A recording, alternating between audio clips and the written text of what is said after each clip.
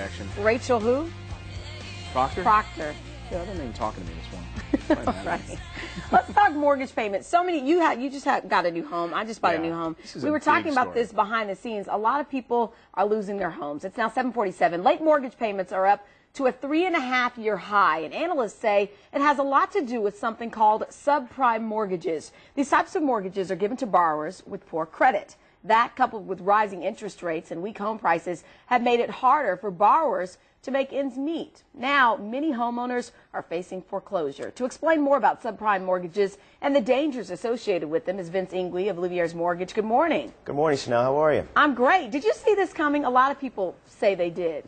To some extent. Actually, 2 years ago, I'm on record talking about some of these lenders' guidelines that got a little overly aggressive. Not too long ago, about 6 months ago, certain subprime lenders were lending up to 55% debt-to-income ratio with sometimes a 580 FICO score. What that means is if you make, for example, $10,000 a month, lenders were lending you up to 55% of your gross income, $5,500 of that figure. We're not accounting for taxes yet, guys, so 25, 30% still goes to the IRS.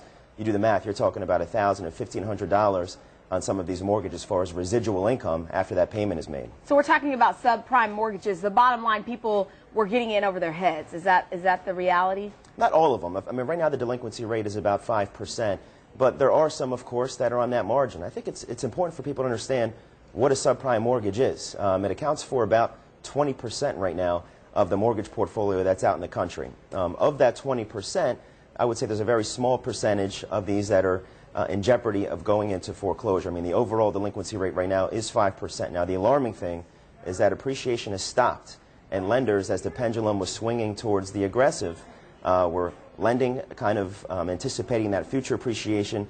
Now that the appreciation has stopped, those aggressive lenders, some of the big names, have kind of fallen by the wayside, and those lenders that didn't get so aggressive, kind of stayed moderate in between, now are much stronger for it. But yeah, there's a grim reality that some people will be facing foreclosure.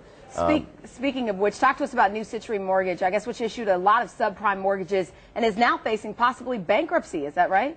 That's absolutely right. At least there are whispers about Chapter 11 bankruptcy. As of today, the New York Stock Exchange has delisted New Century Mortgage. I'm kind of knee-deep with New Century to some extent. I have some clients that are probably watching this show right now where we had a mortgage approval done for them about 2 weeks ago.